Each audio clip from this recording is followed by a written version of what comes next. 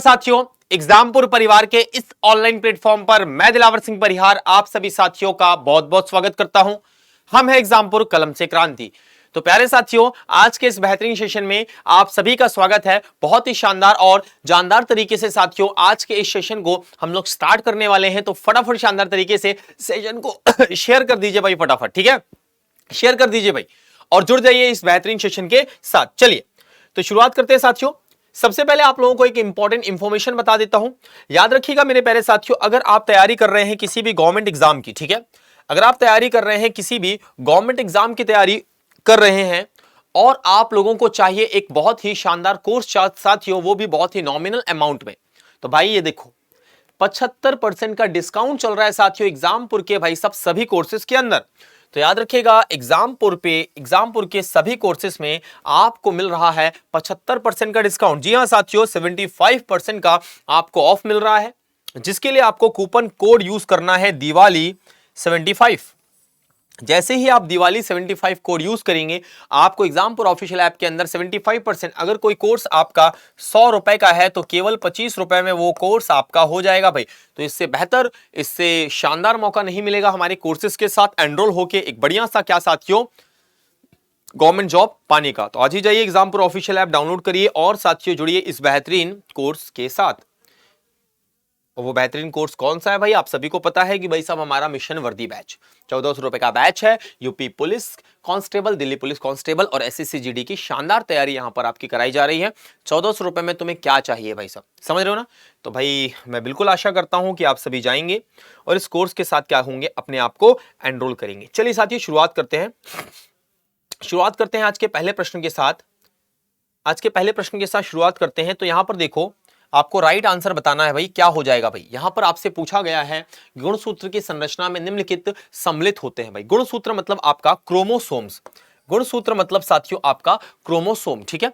तो जो क्रोमोसोम होता है साथियों, जो उसका स्ट्रक्चर होता है साथियों, ठीक है ना, उसमें क्या क्या पाया जाता है आपको बताना है। तो समझिए मेरी बात, अगर मैं गुणसूत्र की बात करूं, ठीक है, सबसे पहले इसकी पूरी मैं डिटेलिंग बता देता हूं आप लोगों को। अगर मैं गुणसूत्र की बात करूं, अगर मैं क्रोमोसोम की बात करूं, ठीक है, क्रोमोसोम्स की बात करूं, अगर मैं गुणसूत्रों की बात करूं, क्रोमोसोम्स की बात करूं, तो याद रखिएगा ये जो आपके क्रोमोसोम है इसकी खोज किसने की, क्रोमोसोम की खोज किसने की साथियों, आपकी डिस्कवरी किसने की साथियों क्रोमोसोम की। तो ध्यान रखिएगा क्रोमोसोम की खोज किसने की, आपके याद रखिएगा साथियों 1875 में स्टार्स बर्गर ने साथियों क्या की, आपकी इसकी खोज की, स्टार्स बर्गर ने खोज की। इसका नामकरण की अगर मैं बात करूं साथियों, इसके नामकरण की अगर मैं बात करूं तो याद रखिएगा 1889 में इसका नामकरण किसने किया साथियों, आपका वॉल्डेयर ने क्या किया साथियों, नामकरण किया कि भैया ये आपका क्रोमोसोम है। और क्रोमोसोम का कहा क्या जाता है, इसका उपनाम क्या है साथियों, तो याद रखिएगा इसे कहा जाता है, याद रखना है, कोशिका के जो आनुवांशिक लक्षण है, इसे आनुवांशिक लक्षणों का वाहक कहा जाता है। इसे आनुवांशिक लक्षणों का वाहक कहा जाता है साथियों, याद रखना है, वाहक कहा जाता है, याद रखना है, transporter of the genetic character, transporter of the genetic character कहा जाता है, आनुवांशिक लक्षणों का वाहक कहा जाता है, जो कि एक जनरेशन से, जनरेशन 1 से साथियों आपके जनरेशन 2 में किसे लेकर जाता है साथियों, याद रखते हैं जनरेशन 1 से जनरेशन 2 में किसको लेकर जाता है, आपके गुणों को लेकर जाता है, कैरेक्टर्स को लेकर जाता है, ठीक है। अब बताओ कि इस क्रोमोसोम में देखो, यहां पर पूरी जानकारी तुम्हें दिखाई दे चुकी है। क्रोमोसोम में क्या होता है, आरएनए और हिस्टोन, डीएनए और हिस्टोन, डीएनए आरएनए एवं हिस्टोन, या डीएनए एवं आरएनए, बताइए भाई। पूरी जानकारी आपके सामने है। अब आपको इसका राइट आंसर बताना है भाई, क्या हो जाएगा, तो फटाफट बता दीजिए भाई, इसका राइट आंसर आपका क्या हो जाएगा, ठीक है।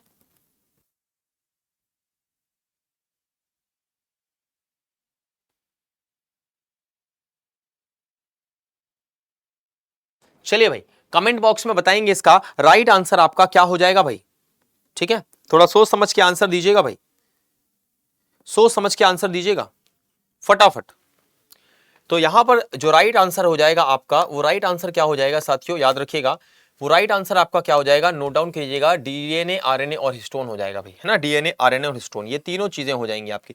हिस्टोन क्या है साथियों, तो हिस्टोन एक प्रोटीन है, नोट डाउन करना, हिस्टोन एक प्रोटीन है साथियों, जो कि जिम्मेदार होता है केंद्रक के बनने के लिए, जो कि जिम्मेदार होता है केंद्रक के निर्माण के लिए, केंद्रक के निर्माण के लिए न्यूक्लियस के, याद रखना है,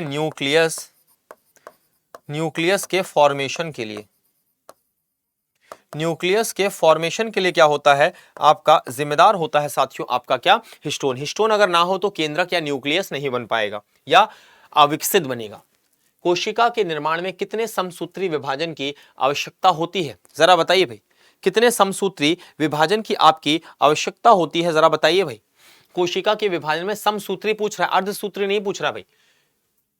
16 जो आपका क्वेश्चन है, कोशिका के निर्माण के लिए कितने समसूत्री आपको पता होना चाहिए आपके, याद रखिएगा, समसूत्री, ठीक है, विभाजन की आवश्यकता होती है, जरा बताइए भाई, ठीक है। अरे भाई यहां पर एक काम करो, यहां पर एक संख्या नहीं लिखी हुई है भाई, 64 कोशिकाओं के निर्माण के लिए, एक क्वेश्चन थोड़ा सा अधूरा था, याद रखना, यहां पर आपको करना है 64 कोशिकाओं के निर्माण के लिए कितने समसूत्री विभाजन की आवश्यकता है। अब यहां पर पूछा गया 64 कोशिकाओं के निर्माण के लिए, बताइए भाई, कमेंट बॉक्स में बताइए। तो देखो बेटा, समसूत्री और अर्धसूत्री को थोड़ा समझ लो। समसूत्री विभाजन की अगर मैं बात करूं और एक तरफ मैं अर्धसूत्री विभाजन की बात करूं, अर्धसूत्री विभाजन की बात करूं, है ना, इसे क्या कहा जाता है साथियों, आपको पता होना चाहिए। समसूत्री को माइटोसिस कहा जाता है और इसे मियोसिस, समझ गए मेरी बात। अब समझो, समसूत्री में क्या होता है आपका, एक पुत्री कोशिका से आपकी एक मात्र कोशिका से, माफ करना, एक मात्र कोशिका से, याद रखना है, 2 पुत्री कोशिकाएं, कितनी भाई साहब, 2 पुत्री कोशिकाएं क्या होती हैं आपकी, जन्म लेती हैं। और अर्धसूत्री में क्या होता है आपका, एक मात्र कोशिका से आपकी 4 क्या होती हैं आपकी पुत्री कोशिकाएं आपकी उत्पन्न होती है। याद रखना, एक मदर सेल से आपकी 2 डॉटर सेल यहां बनेंगी, समसूत्री में, मियोसिस में, और अर्धसूत्री मतलब माइटोसिस में। मियोसिस में क्या होता है, एक आपकी मात्र कोशिका है, एक कोई अगर आपकी कैसी सेल है, एक आपकी मदर सेल है, तो उससे 1 2 3 4 क्या होंगी, डॉटर सेल्स बनेंगी, है ना, ये आपका फॉर्मेट चलता है। और याद रखना है, समसूत्री विभाजन हमेशा याद रखना है कायिक कोशिकाओं में होता है, कायिक कोशिकाओं में होता है। कायिक कोशिकाओं का मतलब ये होता है साथियों, ऐसी कोशिकाएं जो बेसिकली ऐसे हाथ, पैर, स्किन, ये सब। और अर्धसूत्री विभाजन ये जनन कोशिकाओं में होता है, याद रखना है, ये जनन कोशिकाओं में होता है साथियों, ये जनन कोशिकाओं में होता है, रिप्रोडक्टिव सेल्स में होता है, आपको पता होना चाहिए।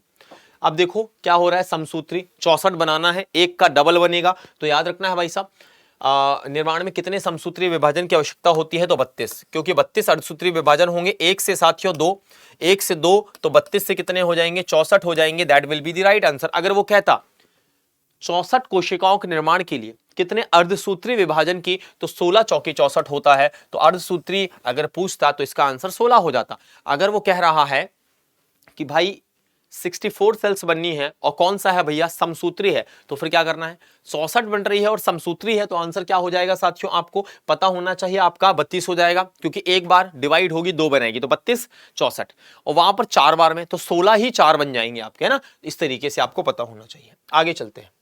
आरएनए अणु में थाइमिन के स्थान पर पाया जाने वाला नाइट्रोजनस क्षारक कौन सा है, आपको मैंने बताया हुआ था कि अगर आप डीएनए आरएनए पढ़ें तो आपको मैंने बताया था, ये आपका डीएनए है, अगली तरफ आपका आरएनए है, अगली तरफ आपका आरएनए है, राइबोस न्यूक्लिक एसिड है, एक तरफ आपका डीऑक्सीराइबोस न्यूक्लिक एसिड है।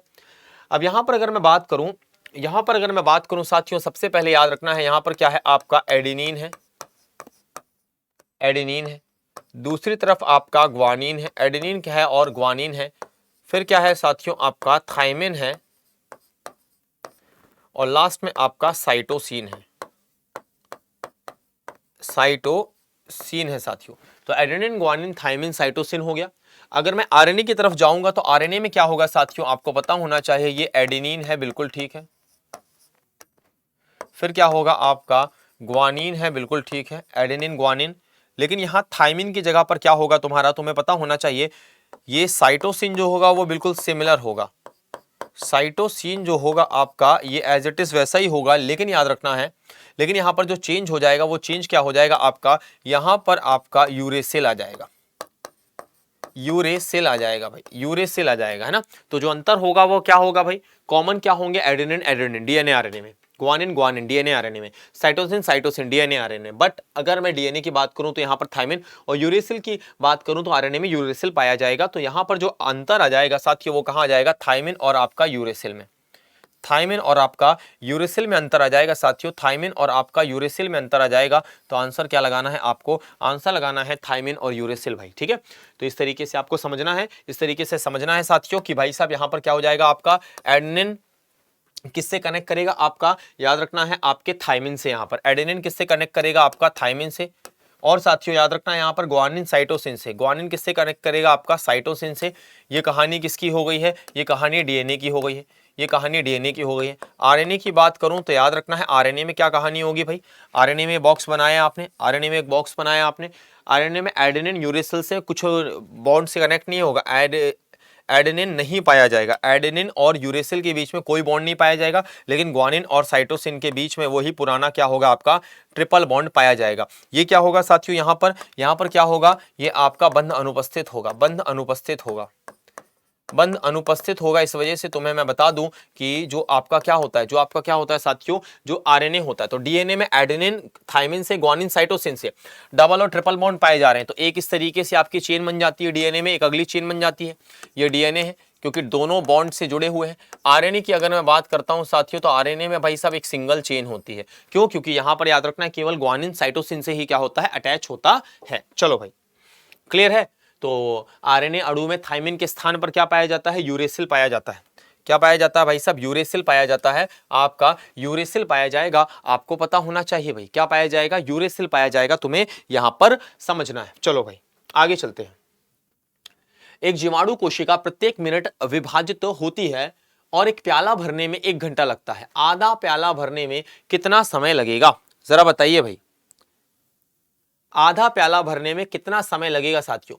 तो याद रखना है साथियों, आपका आंसर जो हो जाएगा वो क्या हो जाएगा आपका 59 मिनट्स हो जाएगा इसका राइट आंसर। चलो भाई आगे, ठीक है आगे। एक कोशिकीय यूकैरियोटिक सूक्ष्म जीव को दिया गया नाम क्या है भाई। अगर कोई क्या है आपका यूनिसेलुलर है, यूकैरियोटिक है, उसको क्या दिया गया, नाम क्या दिया जाएगा भाई, नाम क्या दिया जाएगा भाई, फटाफट बताओ भाई, फटाफट बताओ। तो देखो भाई सबसे पहले समझो उसे नाम क्या दिया जाएगा, फटाफट बताइए, कमेंट बॉक्स में कमेंट कर दीजिए भाई, ठीक है। अगर मैं बात करूं एक कोशिकीय यूकैरियोटिक, तो देखो बेटा यूनिसेलुलर का मतलब क्या होता है, एक कोशिकीय है, वो एक कोशिकीय है साथियों, यूनिसेलुलर है। और क्या है आपका यूकैरियोटिक है, यूकैरियोटिक। इसका अर्थ समझ रहे हो क्या कहना चाह रहा है, इसका अर्थ समझ रहे हो क्या कहना चाह रहा है। एक कोशिकीय यूकैरियोटिक है मतलब उसकी बॉडी के अंदर एक ही सेल पाया जा रहा है, ठीक है, उसकी बॉडी में एक सेल ही क्या है आपका प्रेजेंट है, उसकी बॉडी में आपका एक सेल ही पाया जा रहा है, उसकी बॉडी में याद रखना है आपका एक सेल ही पाया जा रहा है, उसकी बॉडी में पूरे बॉडी में एक सेल ही पाया जा रहा है। और यूकैरियोटिक का मतलब क्या होता है कि उसकी सेल के अंदर न्यूक्लियस है, उसकी सेल के अंदर न्यूक्लियस है, उसकी सेल के अंदर न्यूक्लियस है। तो ये यहां पर कहा गया है। और ऐसे जीवों को जिनके पास एक ही सेल है लेकिन सेल के अंदर न्यूक्लियस है कहा जाता है मोनेरा, प्रोटिस्टा कहा जाता है भाई। क्या कहा जाता है आपका, प्रोटिस्टा कहा जाता है। आंसर विल बी बी, जिसका आंसर बी आया हुआ है वो बिल्कुल ठीक है। मोनेरा के साथ क्या सीन है, मोनेरा के साथ क्या सीन है समझो। मोनेरा जो होता है ये होता तो एक कोशिकीय है, ये होता तो एक कोशिकीय है, याद रखना ये होता यूनिसेलुलर ही है, ये होता आपका यूनिसेलुलर ही है, यूनिसेलुलर, ठीक है, ये यूनिसेलुलर ही होता है, लेकिन ये यूकैरियोटिक नहीं होता, ये प्रोकैरियोटिक होता है आपका। ये क्या होता है, प्रोकैरियोटिक, वो प्रोकैरियोटिक होता है जिसे आप प्रोकैरियोट्स कहते हैं,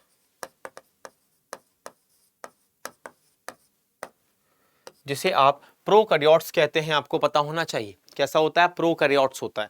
तो ये है आपका मोनेरा, समझ गए मेरी बात ना, ये क्या होता है आपका मोनेरा होता है, ठीक है। थैलोफाइटा की बात करूं तो थैलोफाइटा आपका थैलस के समान शरीर होता है, इनका थैलस के समान शरीर होता है साथियों, थैलस के जैसा शरीर होता है। थैलस के जैसा शरीर होता है। थैलस के जैसे शरीर का मतलब होता है जब वो जड़ तना व पत्ती में विभाजित नहीं होता। जड़ तना व पत्ती में, जड़ तना व पत्ती में विभाजित नहीं। जड़ तना और पत्ती में विभाजित नहीं, ये थैलोफाइटा है जिसके अंतर्गत शैवाल आते हैं, जिसके अंतर्गत शैवाल आते हैं, एल्गे आते हैं, एल्गे आते हैं साथियों, याद रखना है, शैवाल आते हैं ना। क्लियर है? चलिए भाई आगे चलते हैं। किसी कोशिका की कौन सी कोशिकांग को कोशिका का पावर हाउस, अरे भाई कोशिका का पावर हाउस तो मैंने डिटेल में बताया हुआ है, माइटोकॉन्ड्रिया। आज कुछ एक नई जानकारी दे देता हूं। उस दिन मैंने बताया हुआ था कैसे क्या यहाँ पर आपकी प्रोसेस होती है, कैसे आपका एटीपी बनता है, कैसे इसे क्या कहा जाता है, पावर हाउस, यहाँ पर क्रिस्टी क्या है, तमाम चीजें आज मैं बताता हूँ। उसकी खोज किसने की, नाम किसने दिया, सबसे पहले देखा किसने। 3 फैक्ट क्लियर करता हूँ यहाँ से। आज हम 3 फैक्ट क्लियर करेंगे। सबसे पहले इसे देखा किसने, सीन बाय।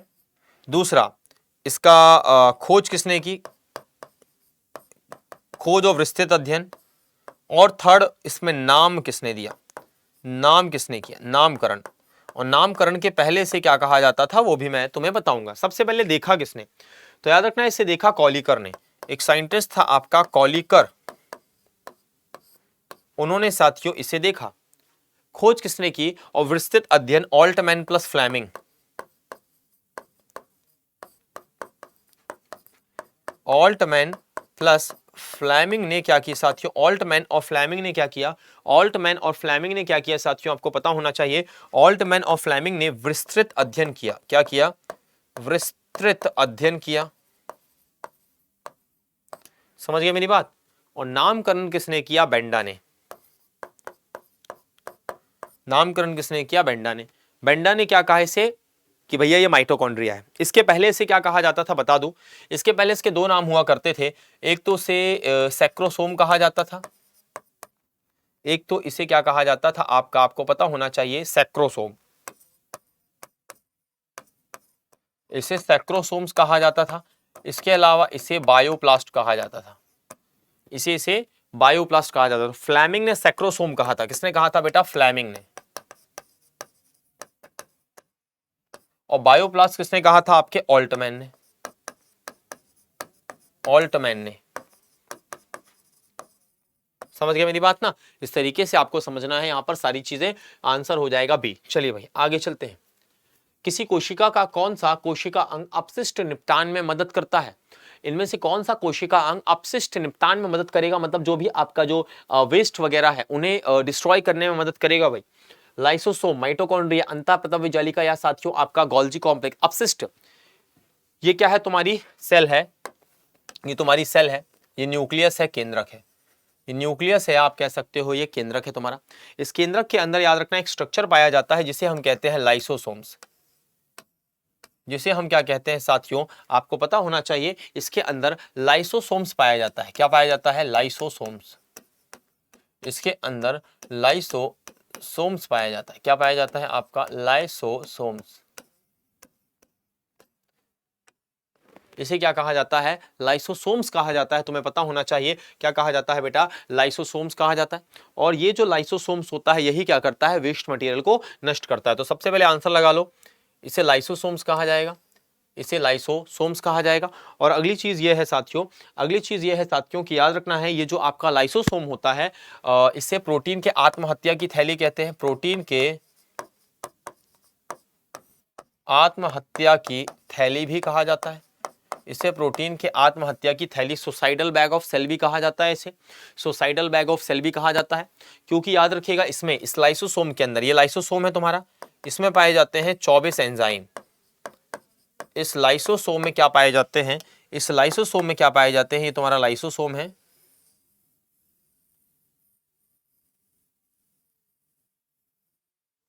ये लाइसोसोम है तुम्हारा, इसमें क्या पाए जाते हैं, 24 एंजाइम पाए जाते हैं, जिनमें सबसे प्रमुख एंजाइम है हाइड्रोलिटिक।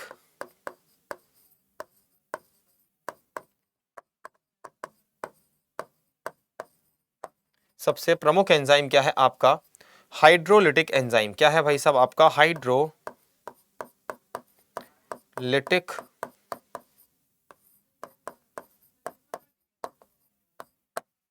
हाइड्रोलिटिक एंजाइम है आपका सबसे प्रमुख एंजाइम, जो कि क्या करता है, आपका जो भी वेस्ट वगैरह है उन्हें क्या करता है, नष्ट करता है, पुराने सेल ऑर्गन को नष्ट करता है। तो इसीलिए क्या कहा जाता है, इसे आत्महत्या की थैली, है ना। तो जो पुराने, जैसे मान लो ये सेल है, इसका पुराना माइटोकॉन्ड्रिया नष्ट हो गया है ना, उसे खत्म करना है। इतनी सारी प्रोसेस हो रही है सेल के अंदर, इतनी सारी जो प्रोसेस हो रही है, उन प्रोसेस में वेस्ट बन रहा है, सब लाइसोसोम डिस्ट्रॉय करेगा। इसकी खोज किसने की थी, याद रखना है, क्रिश्चियन डी डूवे। इसकी खोज किसने की थी, Christian de Duve, Christian de Duve, Christian de Duve, Christian de Duve. और इसके लिए इन्हें नोबेल भी मिला था, इसके लिए इन्हें नोबेल पुरस्कार से भी सम्मानित किया गया था। ठीक है, चलिए आगे अगर हम चलें तो भाई अगर मैं बात करूं साथियों अंतःप्रद्रव्य जालिका की, तो इसे क्या कहा जाता है, याद रखिएगा, ये अंतःप्रद्रव्य जालिका जो होती है, ये बेसिकली जो भी आपका भोज्य पदार्थों का संवहन करती है, भोज्य पदार्थों का क्या करती है, भोज्य पदार्थों का क्या करती है, संवहन करती है, ट्रांसपोर्टेशन ऑफ फूड पार्टिकल का ये काम करती है साथियों हमारी सेल के अंदर।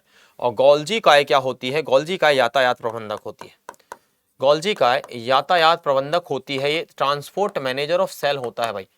चलो अगला, डैश कोशिका की आंतरिक परत है जो डिंबावस्था अवधि के दौरान विकसित होती है। बहुत अच्छा प्रश्न है। कोशिका की आंतरिक अवस्था जो कि याद रखिएगा कब आपकी विकसित होती है, आपका डिंबा अवस्था के दौरान आपकी क्या होती है, आपकी याद रखना विकसित होती है। Dash is the inner layer of the cell which develops during the evolution period, evolution period. जल्दी बताओ, ट्रोफोब्लास्ट, ब्लास्टोसिस्ट, एंडोसिस्ट या एम्बियोब्लास्ट। आंसर क्या हो जाएगा आपका, ब्लास्टोसिस्ट। तो जो ब्लास्टोसिस्ट होता है वो कब उत्पन्न होता है साथियों, याद रखिएगा आपकी डिंबावस्था के दौरान आपकी उत्पन्न हुई संरचना है। चलो अगला, कोशिकीय पूर्ण शक्तता की अवधारणा प्रस्तुत करने वाले वैज्ञानिक कौन थे, आपको बताना है भाई, जरा बताइए भाई, फटाफट बताओ भाई। इसका राइट आंसर आपका क्या हो जाएगा भाई, क्या बोल रहे हैं भाई, the scientist who introduce the concept of cellular perfectionist, कोशिकीय पूर्ण शक्तता, कि भाई कोशिका अपने पूरे काम को खुद व खुद कर सकती है। याद रखना है, आप ऐसा कह सकते हो कि एक आपने थ्योरी देखी होगी, आपने एक थ्योरी देखी होगी कि भाई कोशिका जीवों की भौतिक एवं याद रखना है, आप सभी लोग ने पढ़ा होगा कि कोशिका सजीवों की संरचनात्मक, कोशिका जीवों की संरचनात्मक एवं क्रियात्मक इकाई होती है, क्रियात्मक इकाई होती है। यह आपने देखा होगा, आपने देखा होगा कोशिका जीवों की संरचनात्मक एवं क्रियात्मक इकाई होती है। आपने देखा होगा cell is the basic, cell is the functional and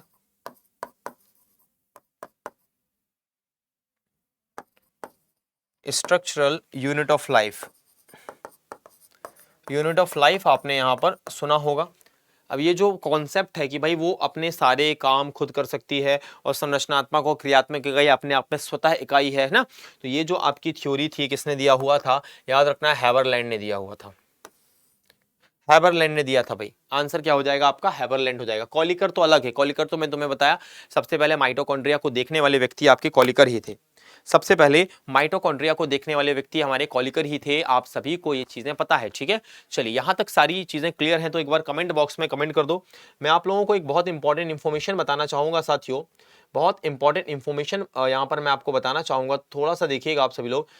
जैसा कि आप सभी जान रहे हैं कि भाई सब हमारा दिवाली चल रहा है, ठीक है, याद रखिएगा हमारा एक पावन पर्व चल रहा है। और याद रखिएगा इस पावन पर्व पर एग्जामपुर परिवार आप लोगों को एक तोहफा देना चाहता है।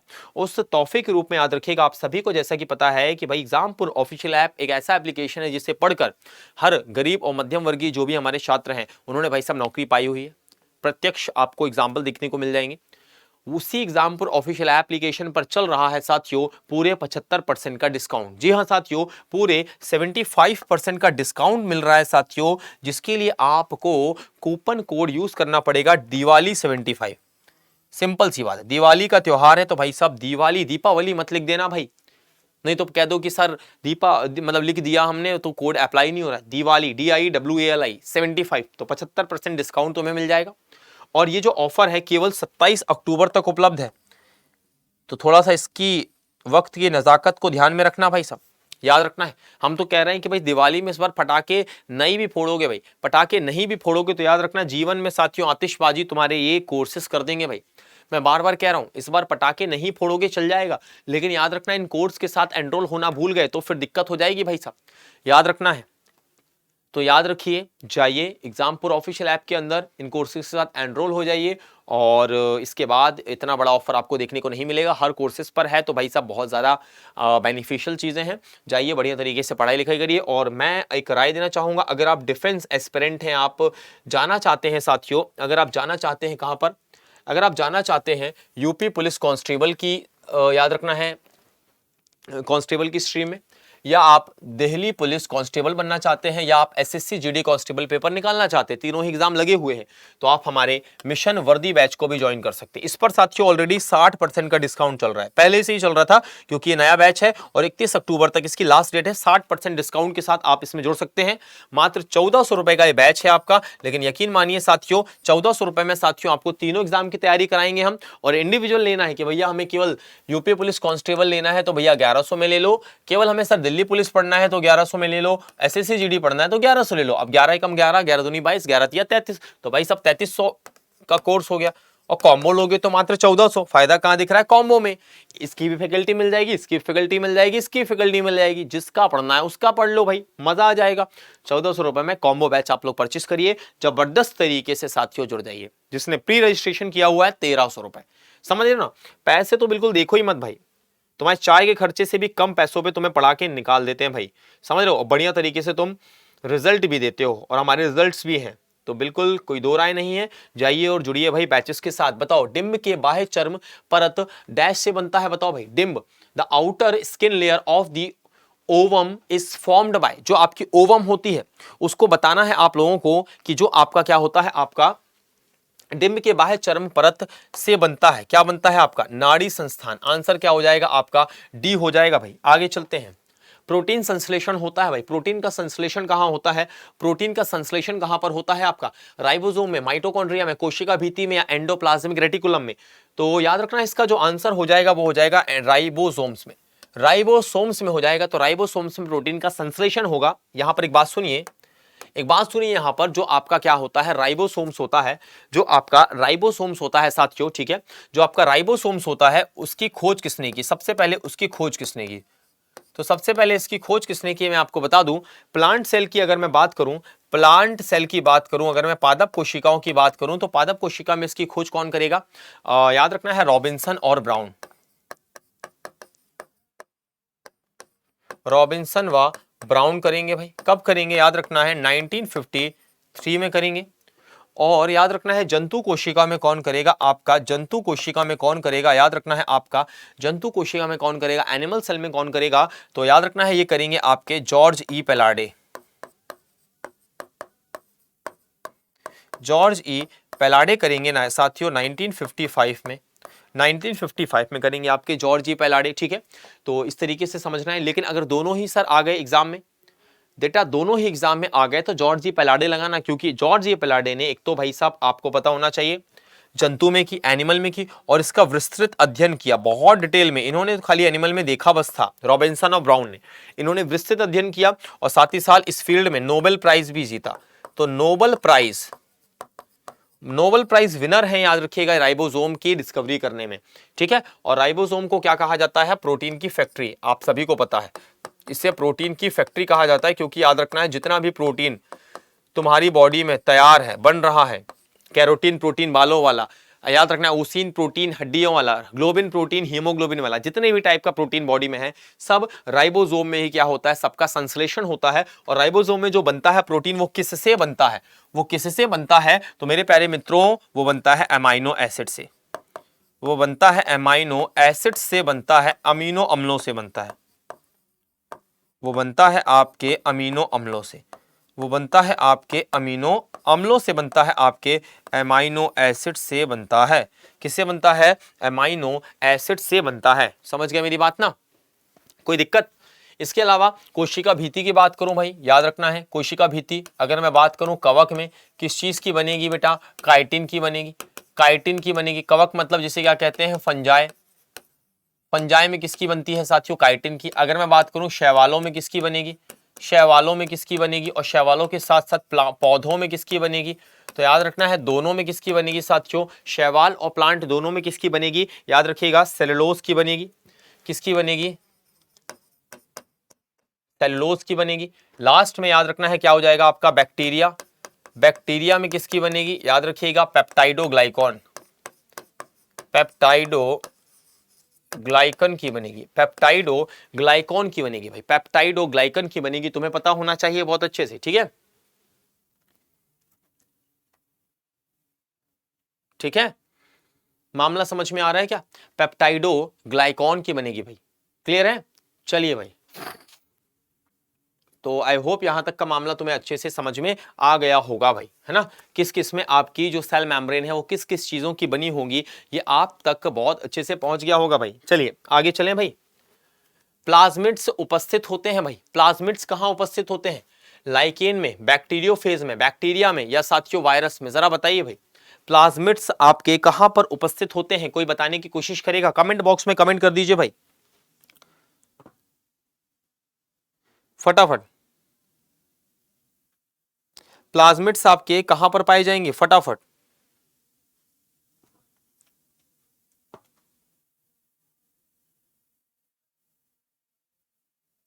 ठीक है,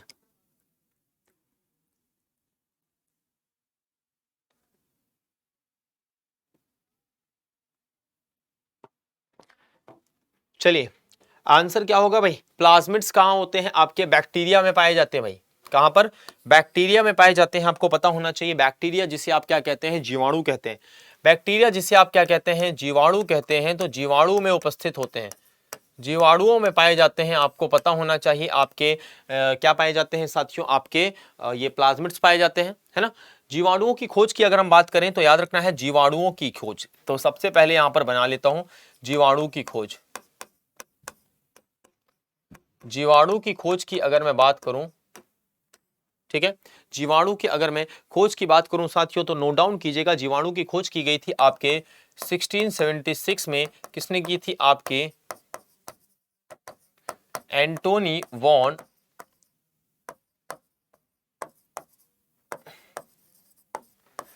वॉन ल्यूवेनहॉक ने की थी। किसने की थी? याद रखना है एंटोनी वॉन ल्यूवेनहॉक। और इन्होंने किसको देखा? जीवाणु को देखा। कहां पर देखा इन्होंने? जीवाणु को देखा भाई साहब स्पाइरोगायरा के अंदर देखा, ऐसा माना जाता है, जो कि एक शैवाल है। और इन्होंने याद रखना है बैक्टीरिया की खोज की, इस वजह से इन्हें क्या कहा जाता है? Father of microbiology.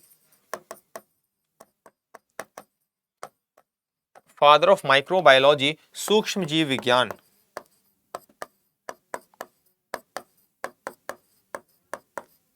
सूक्ष्म जीव विज्ञान का पितामह।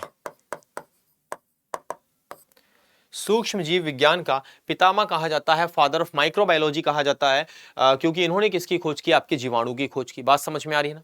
एक चीज और मैं आपको बता दूं कि देखो, क्योंकि क्यों कहा जाता है सूक्ष्म जीव? का मतलब होता है जो बहुत बहुत जो आपको आंखों से नहीं दिखते ऐसे जीवों को देख पाना। वो किस मतलब जो आंखों से ना देख सकने वाले जीवों के बारे में जब आप अध्ययन करते हैं तो उसे कहते हैं माइक्रोबायोलॉजी। और फादर ऑफ माइक्रोलॉजी मतलब सबसे पहले जो इतने छोटे छोटे माइक्रो ऑर्गेनिजम्स है, इनको देखकर साथियों इन पर अध्ययन करने की शुरुआत किसने की? एंटोनी वॉन ने की। इस वजह से इसे कहा जाता है फादर ऑफ माइक्रोबायोलॉजी। एक चीज और है इन्होंने साथियों, एक चीज और है इनके बारे में, ये इनका इंटरेस्ट काफी पुराना है इस चीज में। इन्होंने याद रखना है इसके पहले एंटोनी वॉन ल्यूवेनहॉक ने, इसके पहले याद रखिएगा एंटोनी वॉन ल्यूवेनहॉक ने इसके पहले क्या किया था? इसके पहले इन्होंने क्या किया हुआ था? याद रखिएगा आप सभी लोग, अलाइव सेल की भी डिस्कवरी की थी। अलाइव सेल की भी डिस्कवरी की थी। जीवित कोशिका का अध्ययन किया था भाई। जीवित कोशिका को की खोज की थी साथियों। जीवित कोशिका की खोज की थी। अलाइव सेल की डिस्कवरी,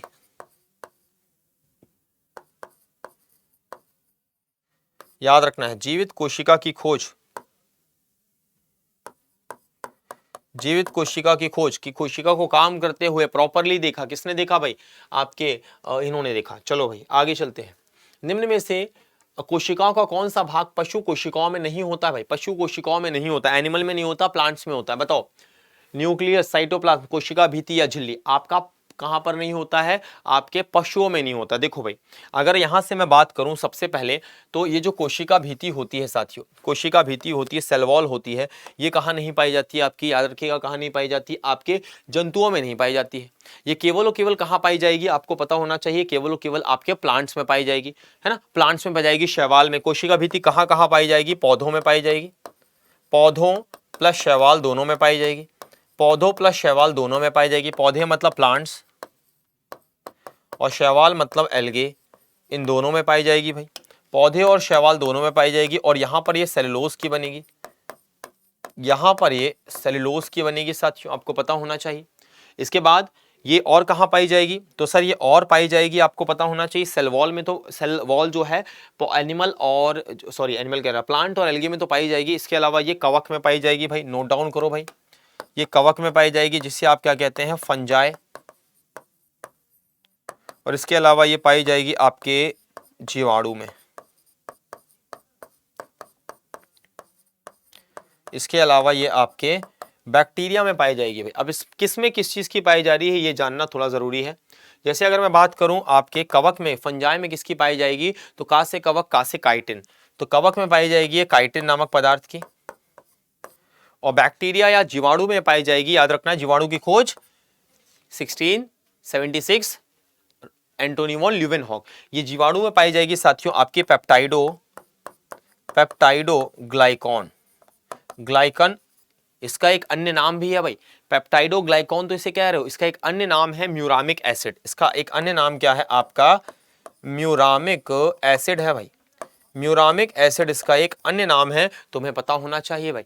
तो म्यूरामिक एसिड या साथियों आप जिसे पेप्टाइडो ग्लाइकॉन कह सकते हैं, ये बेसिकली आपको पता होना चाहिए, ठीक है।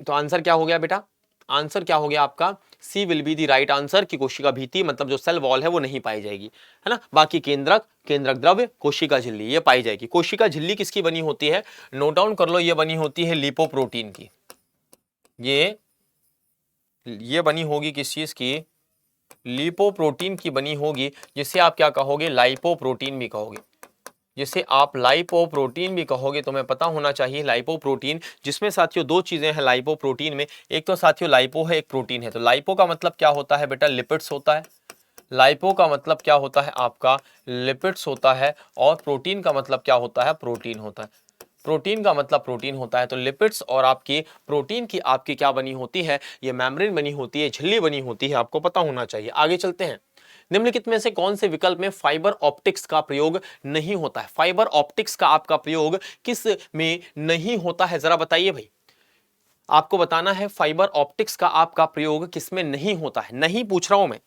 क्या पूछ रहा हूं भाई साहब, आपका फाइबर ऑप्टिक्स का आप उपयोग नहीं करोगे भाई, ठीक है भाई, जरा बताइए। आपका विद्युत उत्पादन में, कंप्यूटिंग नेटवर्किंग में, सेसेसे में, या साथियों आपका पावर ट्रांसमिशन में, जरा बताइए भाई, एक बार इसका राइट आंसर बता दो भाई, किसमें नहीं होगा फाइबर ऑप्टिक्स, ठीक है, जिसे हम क्या कहते हैं बेटा,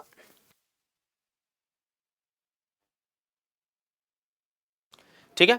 तो फाइबर ऑप्टिक्स का प्रयोग याद रखना है इलेक्ट्रिसिटी जनरेशन में नहीं होगा, विद्युत उत्पादन में नहीं होगा, बाकी याद रखना है कंप्यूटर नेटवर्क में, सेससे में, या फिर पावर ट्रांसमिशन में होगा, विद्युत उत्पादन में नहीं होगा। फाइबर ऑप्टिक्स बेसिकली याद रखना है, आपको पता होना चाहिए, फाइबर ऑप्टिक्स याद रखना है आपको कि जो संचार का एक क्या है, संचार में तेजी लाना है, संचार में तेजी लाना है, संचार में तेजी लाना है, मतलब ऐसे ऑप्टिक्स बनाना है, ऐसे तंतु बनाना है जो बहुत तेज गति से क्या कर सके, कम्युनिकेशन कर सके, उनके अंदर से जो वेव्स आए काफी तेज स्पीड से जाएं, तो वो क्या है आपका फाइबर ऑप्टिक्स कहलाता है। तो इससे इलेक्ट्रिसिटी का जनरेशन तो भाई सब लेना देना नहीं है ना।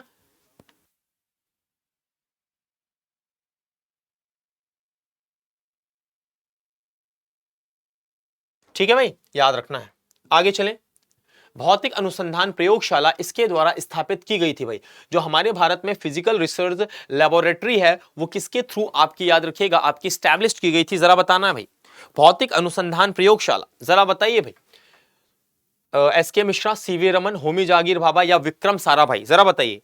तो याद रखना है इसका जो राइट आंसर हो जाएगा विक्रम साराभाई हो जाएगा भाई। भौतिक याद रखना है जो क्या है आपकी भौतिक अनुसंधान प्रयोगशाला है वो आपके विक्रम साराभाई जी के द्वारा स्थापित की गई थी भारत के अंदर। बात समझ में आ रही है ना? याद रखिएगा, विक्रम साराभाई को क्या कहा जाता है? विक्रम साराभाई को भारत के अंतरिक्ष कार्यक्रम का जनक, भारत के अंतरिक्ष कार्यक्रम का जनक कहा जाता है। याद रखना है आप लोगों को, भारत के अंतरिक्ष कार्यक्रम का जनक कहा जाता है। जो भी भारत में क्या हुआ, जो भी आपके स्पेस से रिलेटेड जो भी क्या हुए आपके जो कार्यक्रम हुए, उसकी शुरुआत इनिशियली आपकी किसने की थी? विक्रम साराभाई जी ने ही की थी। ठीक है, याद रखना है। होमी जहांगीर भाभा जी का नाम भी काफी ज्यादा महत्वपूर्ण है, यहां पर आपको देखना है। होमी जहांगीर भाभा को भारत में, याद रखना है, इन्हें क्या कहा जाता है? भारत के परमाणु ऊर्जा के जनक, भारत के परमाणु ऊर्जा के जनक, न्यूक्लियर एनर्जी के, याद रखना है, फादर कहे जाते हैं आपके। कौन कहे जाते हैं? आपके होमी जहांगीर भाभा कहे जाते हैं। समझ आ रही मेरी बात ना? होमी जहांगीर भाभा कहे जाते हैं, आपको पता होना चाहिए। ठीक है, और याद रखना है, क्योंकि याद रखना है इन्होंने क्या किया हुआ था? इन्होंने 1974 में याद रखना है सबसे पहली बार परमाणु परीक्षण किया हुआ था इंदिरा गांधी जी के समय में। पहली बार परमाणु परीक्षण किया हुआ था इन्होंने, कहां पर किया था? पोखरण में किया हुआ था। पोखरण में किया हुआ था, जो कहां है? राजस्थान में है बेटा, राजस्थान में है। और उसका नाम क्या था बेटा? और वो कब हुआ था? 1974 में। उसका नाम था लाफिंग बुद्धा। लाफिंग बुद्धा उसका क्या था? आपका नाम था, आपको पता होना चाहिए भाई। तो भारत के परमाणु ऊर्जा, जो आपका न्यूक्लियर एनर्जी के फादर। सीवी रमन की बात करूं तो इन्होंने, याद रखना है, 28 फरवरी को क्या किया हुआ था? रमन प्रभाव की खोज की थी। रमन प्रभाव की खोज की थी, और रमन प्रभाव की खोज की थी साथियों 28 फरवरी को। और रमन प्रभाव में क्या हुआ था? एक सफेद, याद रखना है, सफेद वर्ण के प्रकाश को इन्होंने क्या किया था? 7 अलग अलग रंगों में,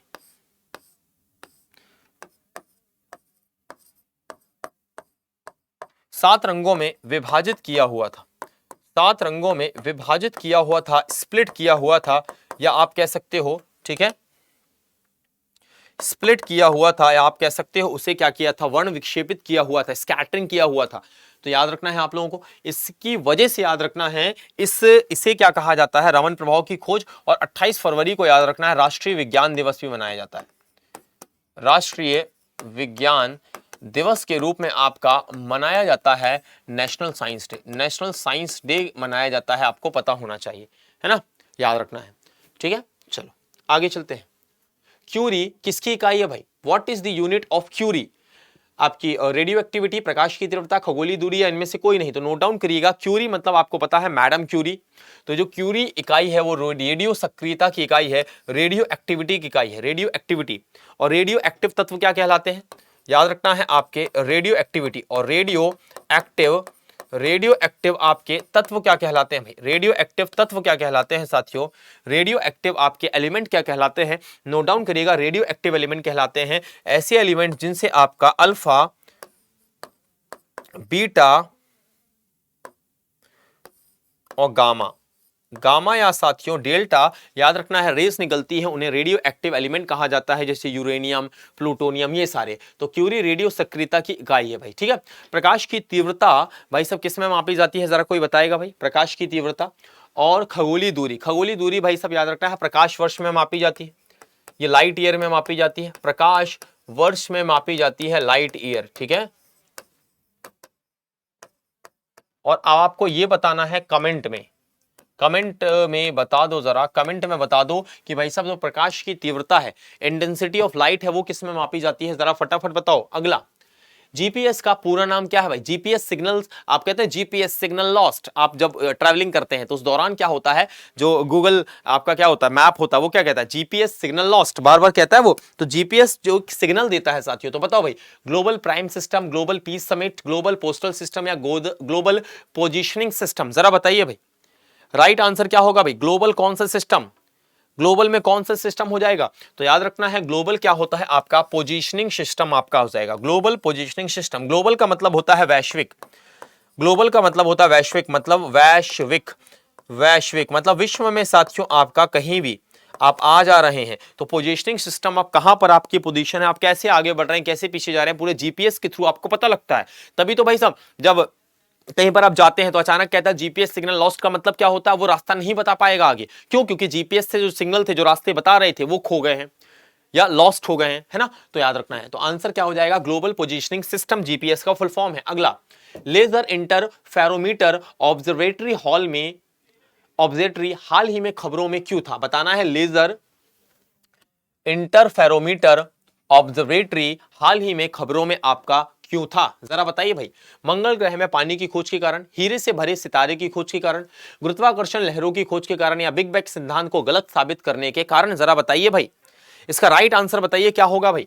तो याद रखना है, लेजर इंटरफेरोमीटर ऑब्जर्वेटरी ने हाल ही में बताया है कि गुरुत्वाकर्षण की जो लहरें हैं या तो तरंगे हैं, याद रखना, because of the discovery of gravitational waves, या आप लहरें, या इसे आप कह सकते हो तरंगे, लहरें, या इसे आप तरंगे कह सकते हो। तो याद रखना है, गुरुत्वाकर्षण की तरंगे इन्होंने भाई प्राप्त की, तरंगों की खोज की, इस वजह से इन्हें क्या कहा जाता है? आपका लेजर इंटरफेरोमीटर ऑब्जर्वेटरी हॉल जो है वो खबरों में है। गुरुत्वाकर्षण की बात करूं तो गुरुत्वीय त्वरण जी का मान कितना होता है? 9.8 मीटर पर सेकेंड होता है ना, मीटर पर सेकेंड होता है, क्योंकि याद रखना ये अर्थ है, अर्थ अपनी तरफ किसी पिंड को खींचेगी तो 9.8 मीटर पर सेकेंड की स्पीड से ही उसे अपनी तरफ खींचेगी। यही स्मॉल जी है, गुरुत्वीय त्वरण इसे हम कहते हैं, इसे हम गुरुत्वीय त्वरण कहते हैं, ग्रेविटेशनल एक्सेलरेशन कहते हैं, इसे हम ग्रेविटेशनल एक्सेलरेशन कहते हैं, गुरुत्वीय त्वरण कहते हैं। साथियों आपको पता होना चाहिए भाई, इसे क्या कहते हैं? गुरुत्वीय त्वरण कहते हैं भाई, ठीक है। चलिए, तो प्यारे मित्रों, आज के लिए इतना ही। सेशन अगर भाई साहब पसंद आया हो, इसे लाइक जरूर करिएगा, और लाइक करने के साथ साथ भाई सेशन को शेयर करना। और एक बार और मैं जाते जाते आपको याद दिला देता हूं, कि भाई साहब आपको करना क्या है। आपको करना यह है कि भाई साहब याद रखिएगा, दिवाली पे हमने भाई साहब एक तोहफा भी दिया हुआ है, 12 बुक का सेट, जो कि मात्र 1299 रुपए में है। तो आप इसे भी ऑर्डर कर सकते हैं। जीएस का फ्लो चार्ट है, बहुत सिस्टमैटिक तरीके से स्टेट, पीसीएस, यूपीएससी सारी परीक्षाओं को कवर करते हुए 12 साथियों जो जीएस के विषय हैं, जिसमें आपको मिल जाएगा साथियों, याद रखिएगा, इतिहास मिल जाएगा, भूगोल मिल जाएगा, ठीक है ना, अर्थव्यवस्था मिल जाएगी, भौतिक, रसायन, जीव विज्ञान, है ना, विज्ञान एवं प्रौद्योगिकी, ऐसे करके साथियों अलग अलग क्या है साथियों, ये किताबें हैं जो कि आप क्या कर सकते हैं? परचेस कर सकते हैं, ठीक है। बहुत ही शानदार साथियों, याद रखिएगा, ये फ्लो चार्ट तैयार किए गए हैं, बिल्कुल फैक्ट टू फैक्ट बातें की गई हैं, और बहुत ही अल्टीमेट फैक्ट्स को यहां पर रखा गया है। तो 1299 रुपए में डिस्काउंट के बाद ये आपको मिल रहा है। तो जाइए और साथियों याद रखिएगा, इसमें आप इन्वेस्ट कर सकते हैं। चलो, वर्दी बैच के बारे में बता दूं, 1400 रुपए में साथियों याद रखिएगा, आपके जीवन बनाने वाला बैच आपके सामने है। तो भाई अगर अभी भी मेरी बात पे आपको भरोसा नहीं है तो फिर कोई बात नहीं साथियों, फिर एक दिन पछतावा होगा जब आपके साथ वाले या तो साथियों आपके यूपी, या तो कुछ दिल्ली, और कुछ साथियों एसएससी में सेलेक्ट हो जाएंगे भाई, और तीनों आके आपको मिठाई खिलाएंगे। उस समय याद करना कि भाई टीचर ने कहा था कि भाई कोर्स ले लो, ठीक है। तो जुड़ने के लिए बहुत बहुत धन्यवाद आप सभी लोगों का।